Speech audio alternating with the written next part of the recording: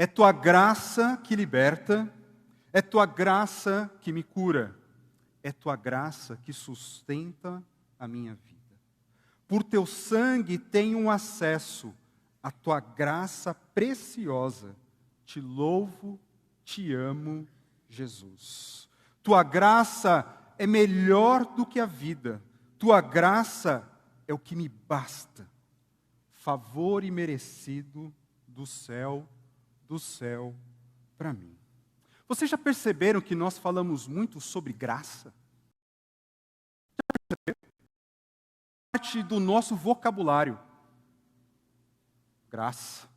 Nós nos cumprimentamos, nós nos saudamos com a graça e a paz do Senhor Jesus. Essa palavra tão importante é a palavra que que eu quero trabalhar nessa manhã com vocês.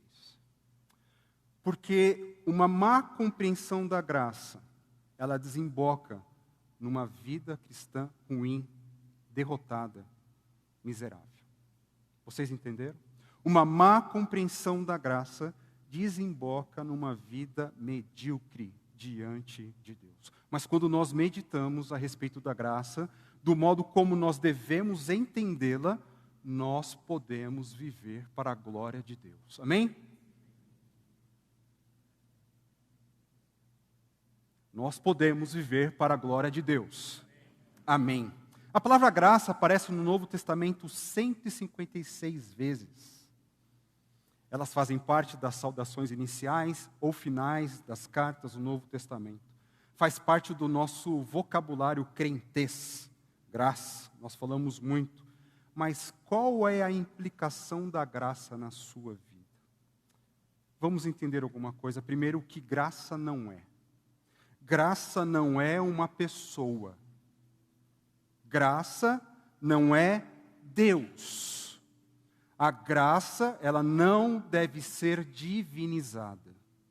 Às vezes nós falamos tanto a respeito da graça, que parece que graça é uma pessoa. E graça não é uma pessoa. O que é graça? Graça é uma palavra, é um conceito, é uma palavra que engloba a enorme disposição generosa de Deus em amar, perdoar, se relacionar e sustentar quem não merece uma gota da sua infinita e perfeita bondade. Essa é uma definição fabiana de graça, que eu repito para vocês. Graça é uma palavra que engloba a enorme disposição generosa de Deus em amar, perdoar, se relacionar e sustentar quem não merece uma gota da sua infinita e perfeita bondade. Resumindo, quando nós falamos de graça, nós falamos que graça é um favor imerecido. Nós não merecemos nada do Senhor. Nós sabemos e nós aprendemos na Bíblia que todas as pessoas, elas são pecadoras. Você que entrou aqui pela primeira vez, não quero ofender você, só quero passar uma realidade. Você é pecador. Todos aqui são pecadores. Todos aqui que fazem parte dessa igreja já confessaram diante de Deus os seus pecados, dizendo assim: Senhor, eu estou perdido. Eu preciso de um Salvador, de um grande Salvador, porque eu sou um grande pecador. Seria sábio da nossa parte de nós meditarmos diariamente sobre a santidade de Deus. O quanto Deus é santo, o quanto Ele é puro, o quanto Ele é luminoso, o quanto Ele é verdadeiro. Porque quando nós, cada vez mais, entendemos a grandeza do nosso Deus, nós perceberemos o quanto nós somos pecadores.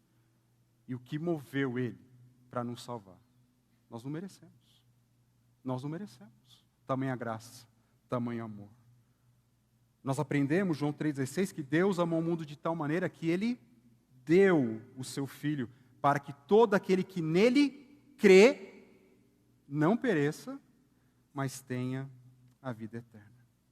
Se nós meditarmos na santidade, nós precisamos entender também o tamanho do buraco que nós estávamos. Ou talvez o buraco que você está. Porque a palavra nos ensina que o que faz separação entre nós e Deus é o nosso pecado. O salário do pecado é a morte.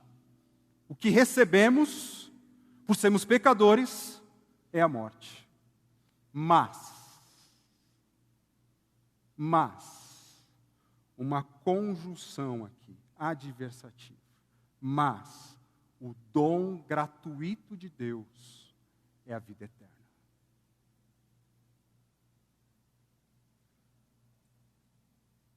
É graça. É graça. Que nós vamos meditar nessa manhã. O teólogo alemão, martirizado por Hitler na Segunda Guerra, Dietrich Bonhoeffer, ele cunhou dois termos sobre a graça. O primeiro é graça barata. E ele diz assim: a graça barata é a pregação do perdão sem arrependimento do pecador. É o batismo sem disciplina eclesiástica. É a comunhão sem confissão de pecados. É a absolvição sem confissão pessoal. A graça barata é a graça sem discipulado. É a graça sem cruz. É a graça sem Jesus Cristo vivo e encarnado. Graça barata, ou a graça, ela se torna barata quando tratamos, ou quando alguém trata o amor de Deus como algo banal.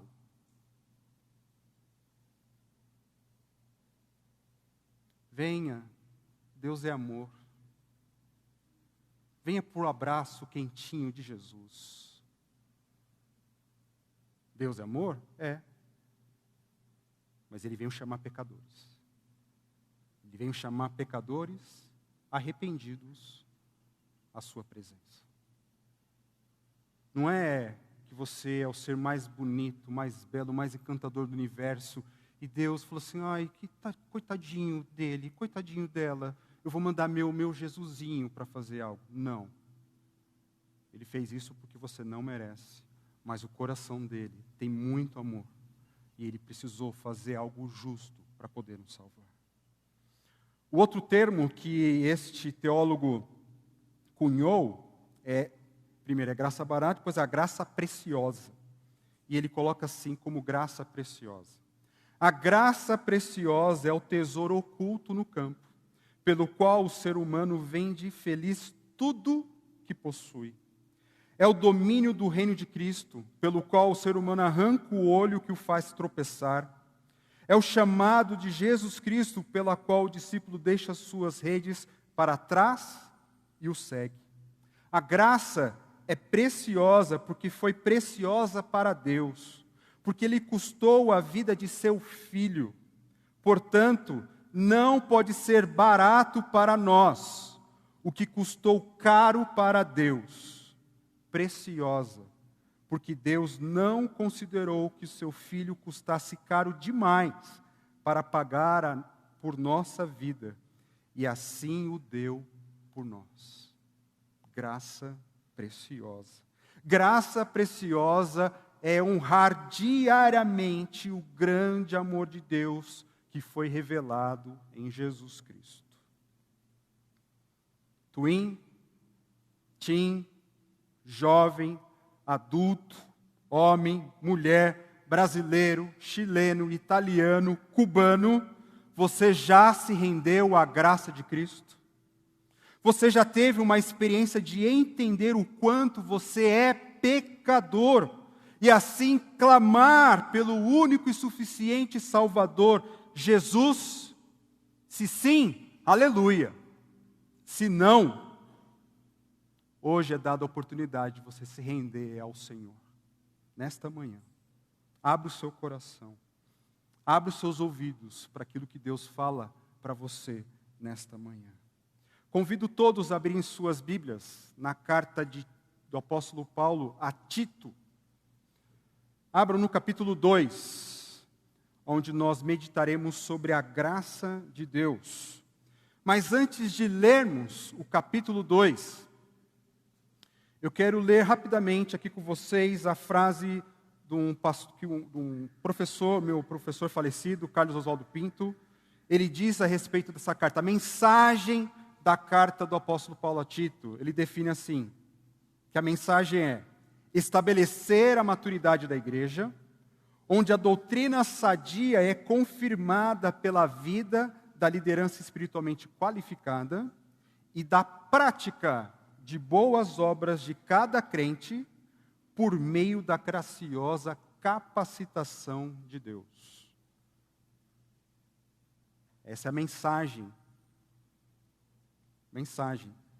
da carta a Tito.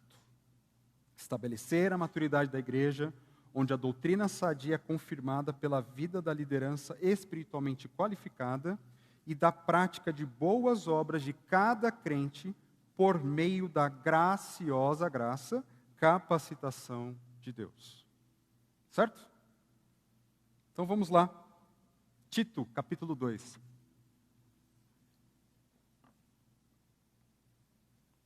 A ênfase nessa manhã é dos versículos 11 a 14, mas eu quero ler o capítulo todo com vocês. Vamos lá. Você, porém, fale o que está de acordo com a sã doutrina. Ensine os homens mais velhos a serem moderados, dignos de respeito, sensatos e sadios na fé, no amor e na perseverança. Semelhantemente, ensine as mulheres mais velhas a serem reverentes na sua maneira de viver, a não serem caluniadoras, nem escravizadas a muito vinho, mas a serem capazes de ensinar o que é bom. Assim, poderão orientar as mulheres mais jovens a amarem seus maridos e seus filhos, a serem prudentes e puras, a estarem ocupadas em casa e a serem bondosas e sujeitas a seus maridos, a fim de que a palavra de Deus não seja difamada. Da mesma maneira, encorajem os jovens a serem prudentes. Em tudo, seja você mesmo um exemplo para eles, fazendo boas obras. Em seu ensino, mostre integridade e seriedade. Use linguagem sadia, contra a qual nada se possa dizer, para que aqueles que se opõem a você fiquem envergonhados por não poderem falar mal de nós. Ensine os escravos a se submeterem em tudo a seus senhores, a procurarem agradá-los, a não serem respondões e a não roubá-los, mas a mostrarem que são inteiramente dignos de confiança, para que assim tornem atraente em tudo o ensino de Deus, nosso Salvador. Porque a graça de Deus se manifestou salvadora a todos os homens. Ela nos ensina a renunciar à impiedade e às paixões mundanas e a viver de maneira sensata, justa e piedosa nesta era presente. Enquanto aguardamos a bendita esperança, a gloriosa manifestação de nosso grande Deus e Salvador Jesus Cristo. Ele se entregou por nós, a fim de nos remir de toda a maldade e purificar para si mesmo um povo particularmente seu, dedicado à prática de boas obras. É isso que você deve ensinar, exortando-os e repreendendo-os com toda a autoridade. Ninguém o despreze. Versículos 11 a 14. Porque a graça de Deus se manifestou salvadora a todos os homens. Ela nos ensina a renunciar à impiedade e às paixões mundanas e a viver de maneira sensata, justa e piedosa nesta era presente, enquanto aguardamos a bendita esperança, a gloriosa manifestação do nosso grande Deus e Salvador, Jesus Cristo. Ele se entregou por nós, a fim de nos remir de toda a maldade e purificar para si mesmo um povo particularmente seu, dedicado à prática de boas obras. Amém? Amém. Diante dessa leitura bíblica, eu faço uma pergunta. Devemos ou não vivermos pela graça de Deus? Qual resposta vocês me dariam? Devemos ou não? Quanta timidez! A proposta dessa manhã é viver pela graça, graça para viver. Viver pela graça, graça para viver. E por que nós podemos viver pela graça? Nós podemos viver pela graça porque ela salvou. A graça salvou. Porque a graça de Deus se manifestou. Manifestou. Salvadora a todos os homens. Deus sempre foi gracioso. Graça é um atributo de Deus. Deus não aprendeu a ser gracioso, Ele é gracioso. No Antigo Testamento, há diversas manifestações da sua graça.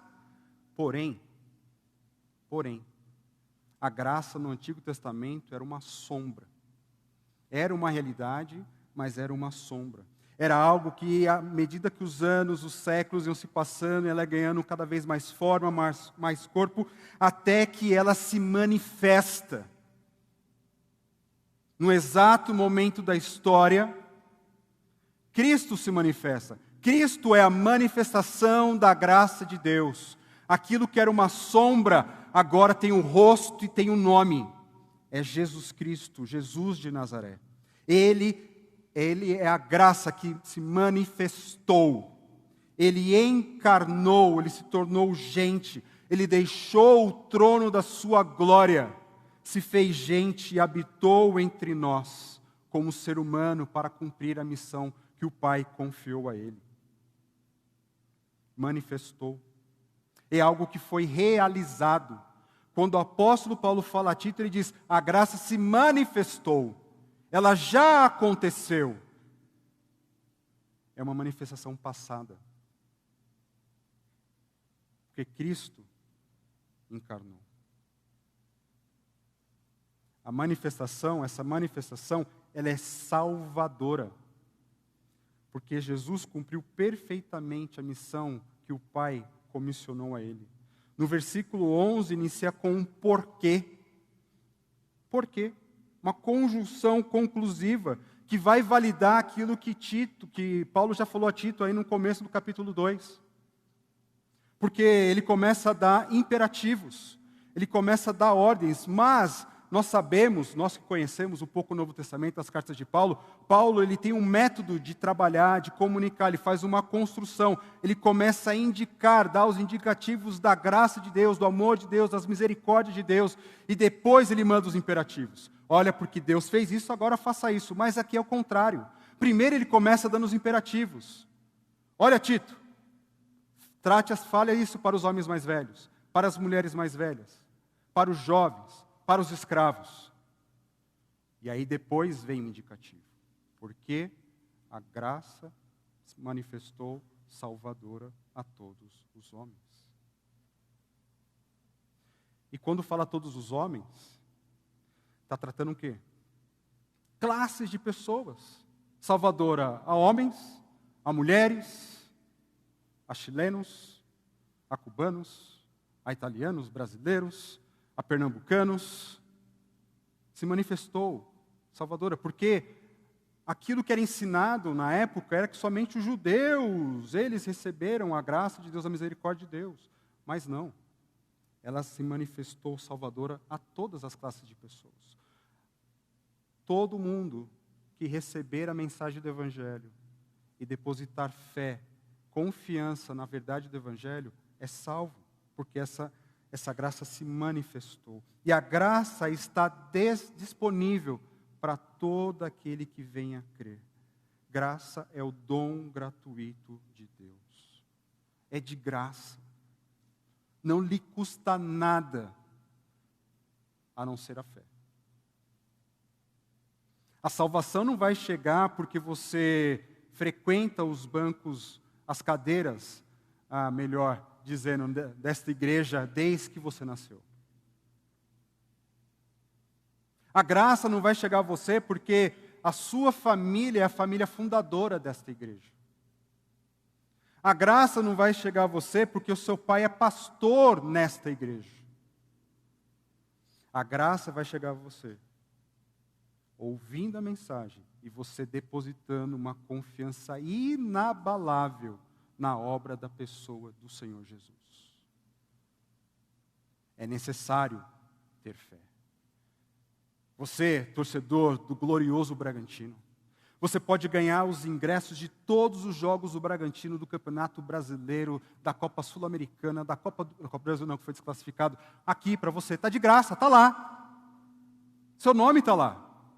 Mas você tem que pegar a fila, você tem que pegar o ingresso, você tem que chegar na catraca e tem que colocar o ingresso para você entrar e poder desfrutar daquele jogo de futebol. Enquanto você não pegar a fila, você não pegar o ingresso, colocar na catraca, você não entra. É de graça para você, está disponível para você, mas você precisa dar esse espaço para você conquistar. Para sermos salvos, tudo já foi feito, está disponível, é de graça, mas nós temos que depositar fé. E fé não é só fé assim, eu creio em Deus. Não.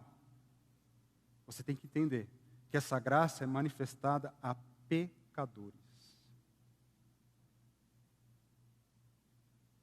Se você se acha digno, se você acha que você vive aquela vida perfeita, sabe? Eu sou um pai excelente, eu sou um marido exemplar, eu sou um bom cidadão bragantino, pago as minhas contas, não devo nada a ninguém, ninguém tem um A para falar contra mim. Ok, isso é muito bom. Não, mas estou construindo o meu acesso a Deus. A graça não é para você. Jesus disse que Ele veio salvar pecadores. Ele diz que quem precisa de um médico é aqueles que estão doentes. Se você não reconhecer que você é pecador, a graça não vai chegar a você. Mas ela está disponível. Você precisa exercer fé, e uma fé autêntica. Confesse seus pecados. Jesus é um grande Salvador. E ainda há tempo de confessá-lo. Arrependa-se. Arrependa-se. E se volte exclusivamente para Jesus. A graça salva. A graça salvou, ela se manifestou salvadora. Ela salvou aquelas pessoas, ela salvou a Tito. E agora, Tito, motivados por essa salvação, diga a essas pessoas, homens mais velhos, mulheres mais velhas, jovens, escravos e tantos outros, que eles podem viver uma vida sensata, moderada, porque a graça se manifestou salvadora a todos eles. Aleluia. A graça está disponível para você. A graça quer te salvar para aqueles que ainda não confessaram Jesus. Nós podemos viver pela graça, porque ela nos salvou. E devemos viver pela graça, porque ela transforma. A mesma graça que nos salva é a graça que nos transforma. Ela nos ensina a renunciar e a viver nesta era presente, enquanto aguardamos a gloriosa manifestação. A graça, ela transforma, porque ela ensina. A graça é uma professora, é uma mestra da nova vida que aquele que confessa a Cristo recebe. Esse amor desmedido, desprendido de Deus, nos move à sua vontade. A palavra ensinar aqui é a palavra que é traduzida como pedagoga. Nós temos algumas pedagogas, alguns pedagogos aqui no nosso auditório. A graça, ela nos educa. Quando nós entendemos esse grande amor de Deus, ela nos pega pela mão e começa a nos ensinar. Desde que acordamos, desde que tiramos nossos pés da cama, colocamos no chão, calçamos na sandália, vamos ao banheiro, escovar os dentes, tomamos um banho, nos enxugamos, trocamos de roupa, tomamos um café, pegamos o carro, a condução para ir trabalhar. A graça está disponível para nos educar, para nos ensinar.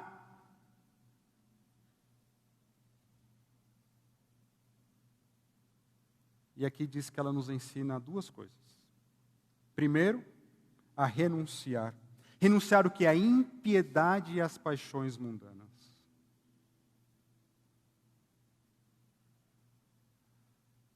Paulo escreve a Tito, que é o pastor na cidade de Creta. Creta, uma ilha linda, maravilhosa, mas ali a gente pode até ver no capítulo 1, versículo 12, algo que era dito a respeito dos cretenses. Tito 1,12. Cretenses, sempre mentirosos, feras malignas, glutões preguiçosos. Creta era uma cidade imoral, uma cidade totalmente à parte da revelação de Deus. Alguns ali se converteram, tinham uma igreja do Senhor Jesus, a luz estava começando a brilhar naquela cidade, naquele local. Mas o ambiente que eles viviam era um ambiente extremamente imoral, que também não é diferente dos nossos dias de hoje. Aonde Deus não resplandece, o coração humano prevalece. Quando o coração prevalece, não tem limites para fazer aquilo que é mal diante de Deus. Então, essa graça que educa, ela educa o quê? A renunciar à impiedade. E o que é impiedade? É quando a pessoa ela tem uma compreensão equivocada de Deus. E as consequências dessa compreensão equivocada desembocam no seu cotidiano, na sua vida, em todos os seus afazeres. O povo de Deus, ele estava mergulhado numa cultura que era totalmente contrária a Deus. Tudo, e a impiedade é caracterizado por vícios, por pensamentos errados sobre Deus, que desembocam em ações pervertidas e que tornam essa alma uma alma inimiga de Deus. Ela também ensina a renunciar às paixões mundanas. Paixões aqui, a palavra é um desejo extremamente forte, arrebatador no coração do ser humano. Mas um desejo por quê? Pelas coisas mundanas. E o que são paixões mundanas? É um desejo incontrolável de se lambuzar com tudo aquilo que Deus odeia e abomina. É isso. Entenda uma coisa.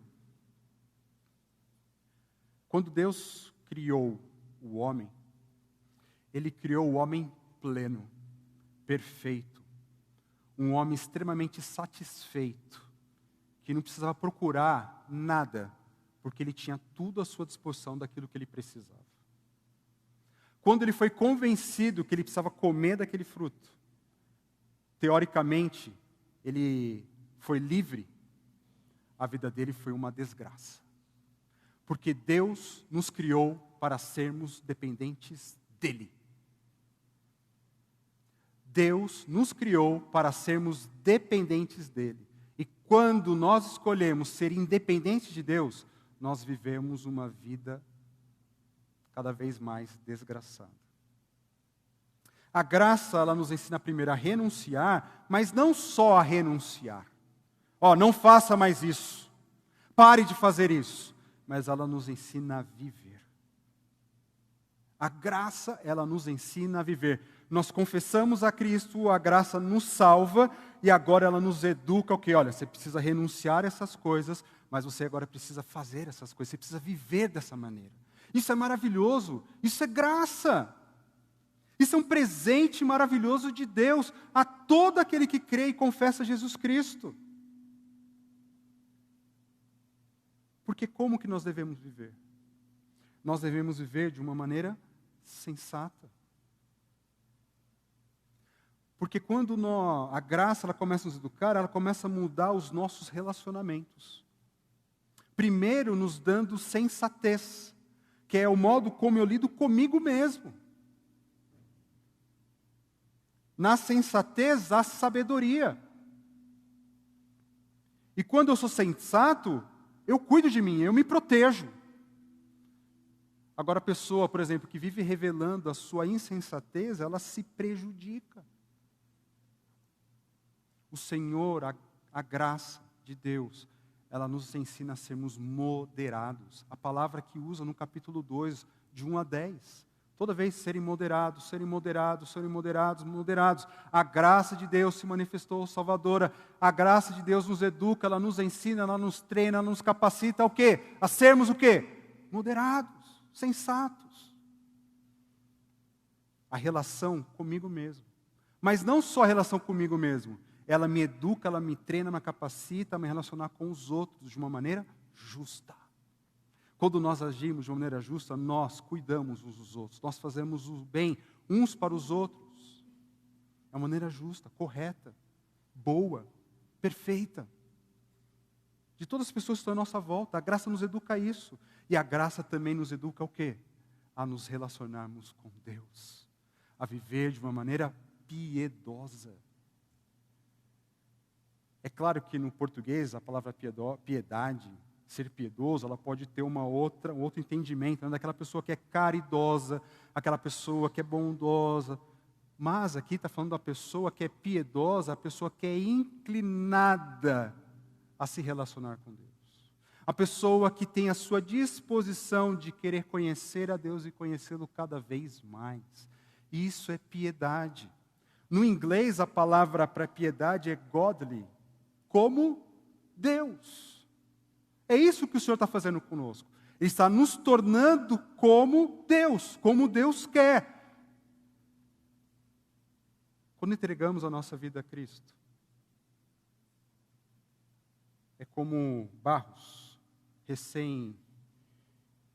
molhadinho ali, começou a entrar ali no trabalho do oleiro, e o Senhor começa a trabalhar naquele barro. Mas quando ele está olhando para esse barro, ele está focalizando em Jesus, e ele está querendo cada vez mais deixar esse barro com o formato de Jesus. É isso que é transformação.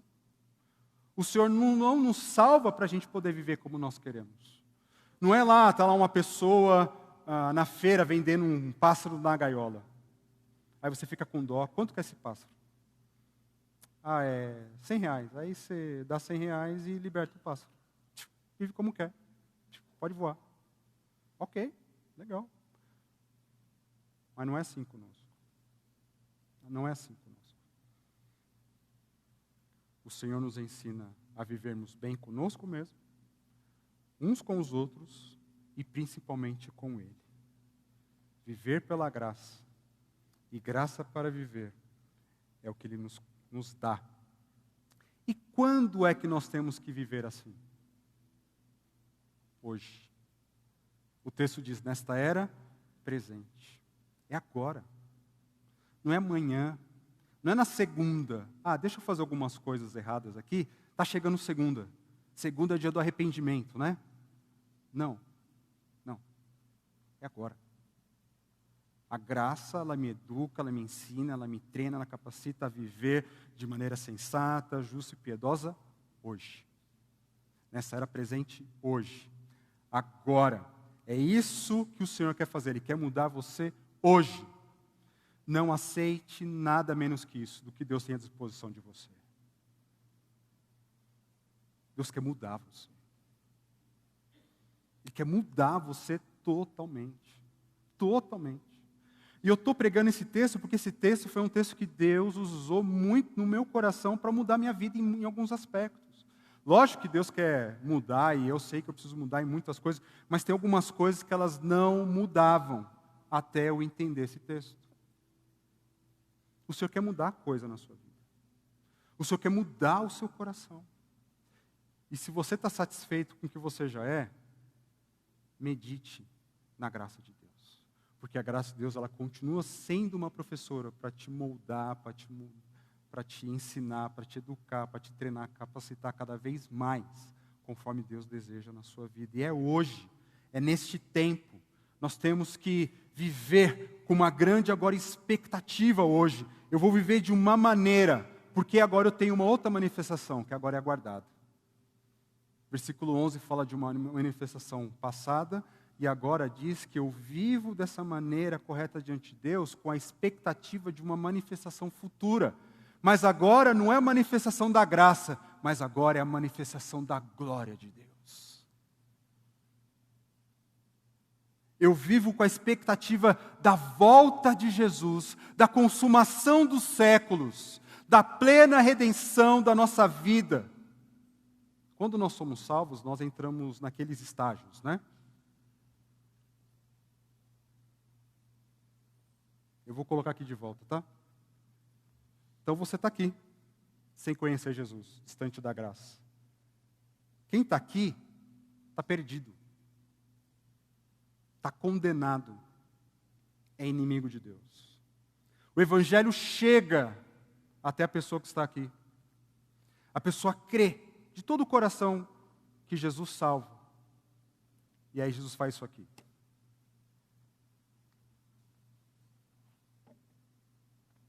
Ele tirou aquela pessoa do seu estado de condenação, de alienação, de perdição, e agora separa, salva ela o quê? Para um estágio do quê? De aceitação, do abraço de Deus, do amor de Deus, da filiação na família de Deus, se torna filho de Deus. Está aqui, salvo. Salvou. Mas, o outro estágio da salvação é o quê?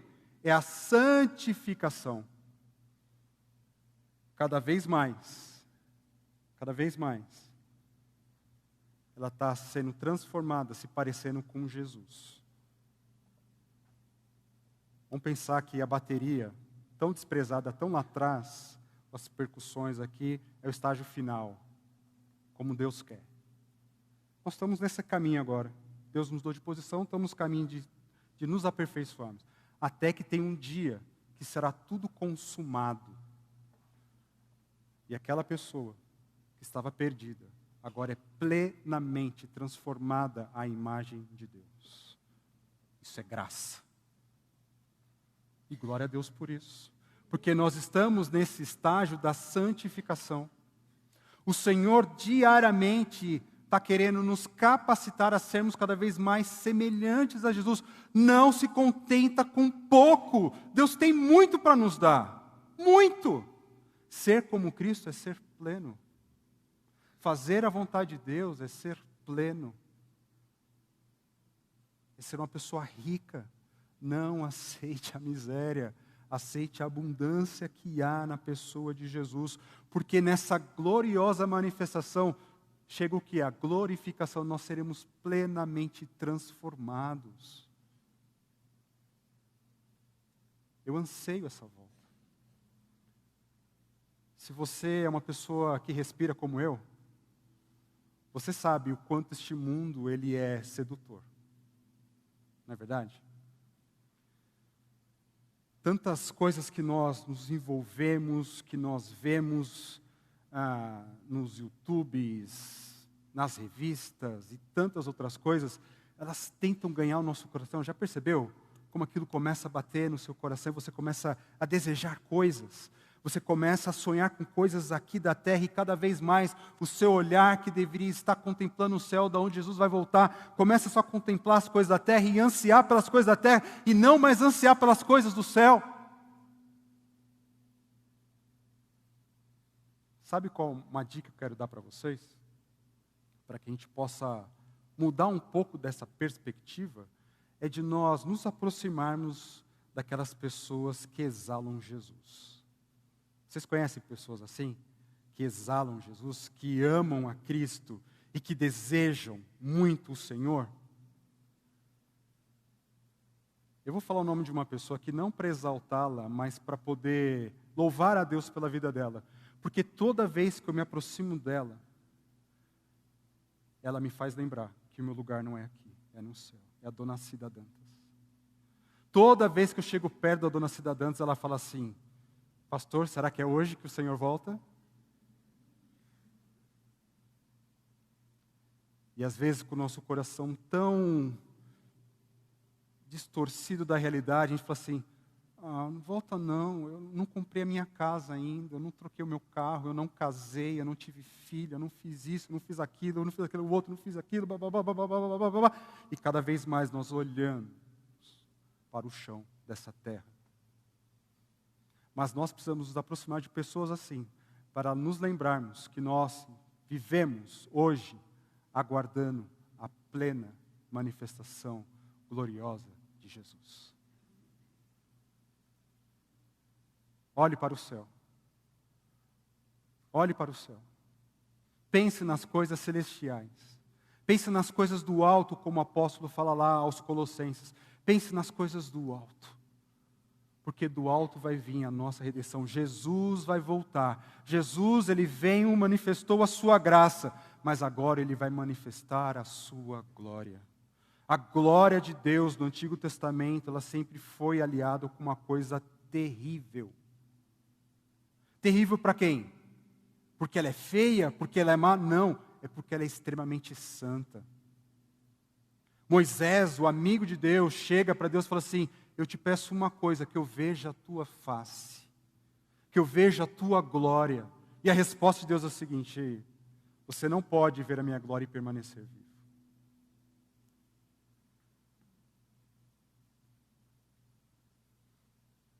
Mas nós, que fomos salvos pela graça, que estamos sendo transformados pela graça de Deus à imagem do nosso Senhor Jesus, nós aguardamos com ansiedade, com a grande expectativa, essa manifestação gloriosa de Deus, porque não vai ser uma manifestação gloriosa para nos aterrorizarmos, mas sim para nós dobrarmos os nossos joelhos e confessarmos que Ele é o Senhor. Ele é o Senhor. Toda língua vai confessar. Toda língua declarará que Jesus é o Senhor para a glória de Deus Pai. Igreja Batista Celebração, onde está a tua bendita esperança? Onde está a tua bendita esperança? Espero que não seja nas coisas da terra. Espero que não seja as coisas aqui de baixo. Podemos e devemos viver hoje como viveremos na cidade santa, que o Senhor preparou para todos aqueles que esperam nele. Nós devemos viver hoje como habitantes daquela grande cidade que o Senhor nos dará, aonde não vai ter mais dor, não vai ter mais lágrima, só vai ter alegria e plena felicidade, porque estaremos plenos, cheios, abundantes da graça de Deus. Você acha impossível a transformação? Pensa aí naquela coisa que é difícil na sua vida, que você fala: eu acho que eu nunca vou conseguir mudar. Já passou isso no meu coração, acho que isso aqui vai fazer parte da minha vida até eu morrer. Será que aquele sentimento que você pode ter, por exemplo, de você falar assim, alguém chegar para você: torce para outro time? Como assim? Dênia é palmeirense. Dênia, torce para o Corinthians? Cara, aquilo, sentimento assim, não dá, nem que eu queira, não dá. E às vezes nós olhamos para o nosso pecado da mesma maneira. Não dá, não dá. Sabe por que o Evangelho é uma boa notícia? Porque em Cristo dá. Em Cristo é possível. Em Cristo é possível mudar, não ser mais escravo, porque o Senhor nos libertou deste poder. Ele nos libertou e está nos aperfeiçoando diariamente até chegarmos àquele dia. Podemos e devemos viver pela graça de Deus, porque ela nos salvou, porque ela transforma e porque ela dá propósito. A graça de Deus, ela nos dá propósito de vida. Nós não vivemos de uma maneira aleatória. Está aqui a graça, viva como quer. A graça chegou, quer dizer que esse grande amor de Deus, Ele me perdoa dos pecados? Então eu vou pecar mais. Não diz que a graça ela é abundante, ela está acima do pecado? Que ela ultrapassa todo entendimento do pecado, ela é grande? Então eu vou pecar mais. Porque aí a graça é cada vez maior. Certo? Pensamento? Eu peco mais, recebo mais graça. Peco mais, recebo mais graça. Aí o apóstolo fala assim: de jeito nenhum. Nós morremos para isso. Nós morremos. Romanos 6, 11. Considerem-se mortos para o pecado, mas vivos para Deus. O Senhor nos dá um propósito quando nós somos salvos. Por quê? Versículo 14. Ele se entregou por nós, a fim de nos remir de toda a maldade. Ele se entregou por nós, a fim de nos remir de toda maldade. O Senhor Jesus se entregou por nós, a fim de nos remir. A palavra remir é a palavra que também pode ser usada como redenção, resgate. É um preço que é pago. Nós éramos escravos do pecado. Nós estávamos condenados por causa do nosso pecado. A nossa culpa tinha uma dívida extremamente alta, impagável, e Jesus pagou o preço da nossa culpa. Porque lembra uma coisa, pessoal, a condenação ao inferno não é o reino do diabo. Se isso ainda faz parte do seu coração, risca agora, deleta, joga fora, esquece. A condenação, o inferno, é onde está depositada a ira de Deus. Todas as pessoas que não creem em Jesus, elas estão perdidas, elas estão condenadas. Não é porque ela roubou, porque ela matou, não é porque ela é homossexual ou não. Ah, não, eu vou para o céu porque eu sou hétero. Grande engano. Todos pecaram. Todos pecaram.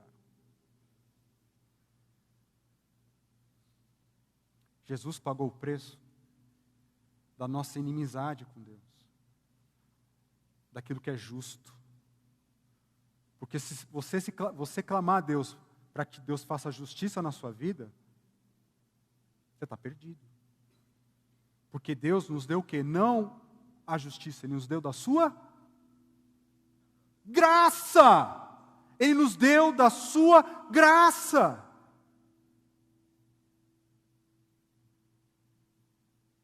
E Jesus, Ele pagou o preço porque Ele recebeu a punição que era minha. Ele recebeu a punição que vocês merecem. Esse foi o preço de sangue, o preço com a vida dele. Medite nisso diariamente. Ele se entregou por nós a fim de nos remir, a fim de nos comprar, de pagar o preço da nossa dívida.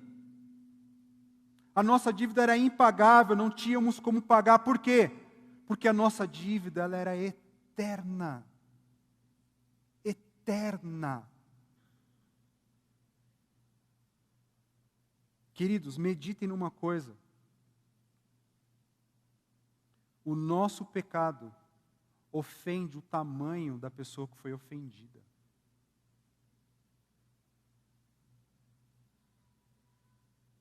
Se você me ofender, vai ter o meu tamanho. Mas se você ofender o presidente da República, vai ter uma dimensão muito maior. Agora, muito maior e eternamente grande é quando nós ofendemos o Deus eterno. E quem pode pagar um preço eterno? Somente Deus. Por isso que Deus manda Jesus. Deus não faz assim, ó, melhor dos anjos, vem aqui, Miguel, ó Miguel, você serviu tanto, então eu vou dar você em favor deles. Não! Ele manda Jesus, o seu Filho amado, e ele vive uma vida perfeita. Ele não peca, ele cumpre a lei, ele é obediente, ele é amado pelo Pai. Ele se entrega na cruz, ele recebe a punição da cruz que era destinada a nós. E agora, quando nós depositamos fé inabalável na obra de Jesus, nós somos o Filho amado de Deus, nós somos obedientes à lei, nós somos aceitos por Deus. Aleluia. Ele nos dá propósito, porque Ele nos comprou para nos libertar, para nos remir de toda a maldade. Parece que ele está voltando aqui para o versículo 11. Melhor, versículo 12. Que a graça nos ensina a renunciar, certo? E purificar para si mesmo. Agora o que é? Viver de maneira sensata, justa e piedosa. E purificar para si mesmo um povo particularmente seu, dedicado à prática de boas obras. Nós não somos salvos pelas boas obras. Nós somos salvos para as boas obras. Quando a gente fala de graça salvadora, nós lembramos de Efésios capítulo 2, não é? Pela graça sois salvos, vocês são salvos, mediante a fé. Isso não vem de vocês, é dom de Deus. Não por obras, para que ninguém se glorie.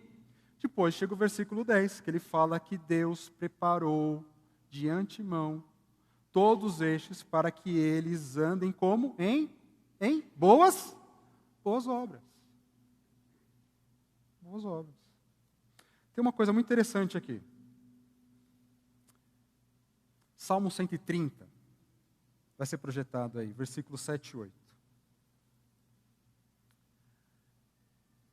O salmista diz assim: ponha a sua esperança no Senhor, ó Israel, pois no Senhor há amor leal e plena redenção. Ele próprio redimirá Israel de todas as suas culpas. Esse versículo 14, parece que ele está na cabeça do apóstolo Paulo. Porque ele fala, põe a sua esperança no Senhor, ó Israel, pois no Senhor há amor leal, que pode ser traduzido como graça e plena redenção. Ele próprio redimirá. Futuro.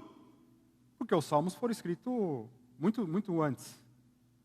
Só que quando o apóstolo Paulo, ele fala que o Senhor remiu. A redenção chegou em Cristo. Já aconteceu. Aquilo que eles cantavam, Paulo viu. Isso se concretizou. Deus redimiu o seu povo de todas as suas culpas. E por isso ele purifica para si mesmo um povo particularmente seu, para fazermos boas obras. E o que são boas obras aqui no capítulo 2?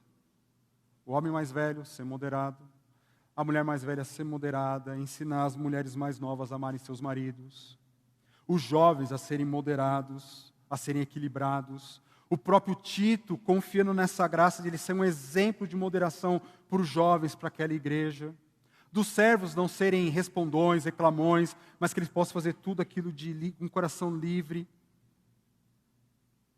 Boas obras. Começa o capítulo 3, ele fala assim, lembrem a todos que se sujeitem aos governadores e às autoridades, sejam obedientes, sejam sempre prontos a fazer tudo o que é bom. O que é isso? Boas obras.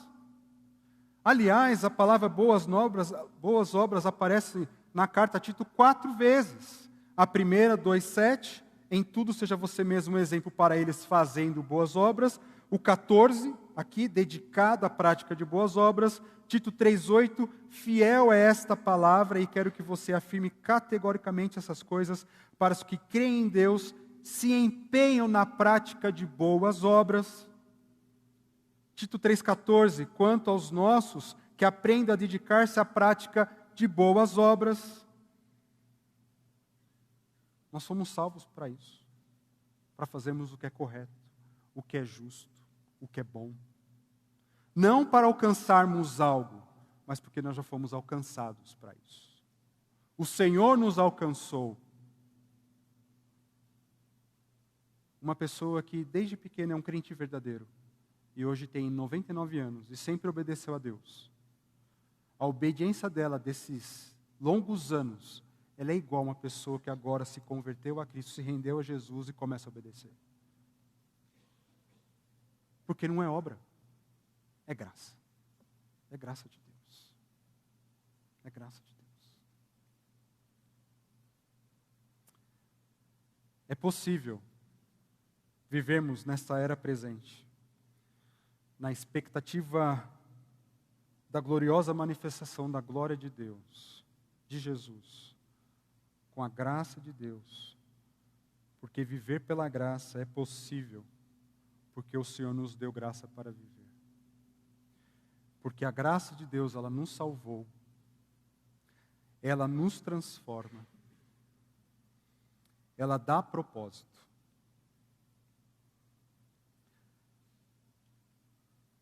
Coloque-se em pé, por favor. Vamos ler juntos essa frase.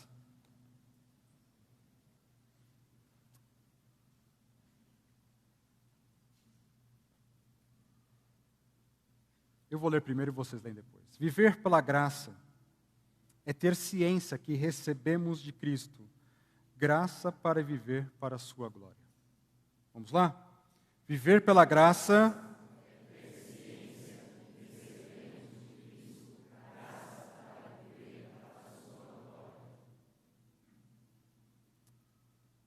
reflita e haja. Você já se entregou a essa graça?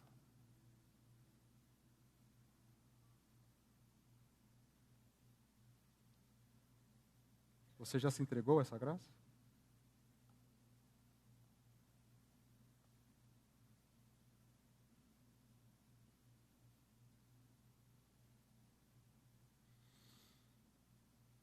Você já se entregou a essa graça? O que precisa ser renunciado hoje? A graça nos ensina a renunciar. O que precisa ser renunciado? Ou acha que não precisa ser renunciado nada? A impiedade, a má compreensão de Deus, paixões mundanas, paixões que só focam na terra. O que precisa ser renunciado hoje? Pense.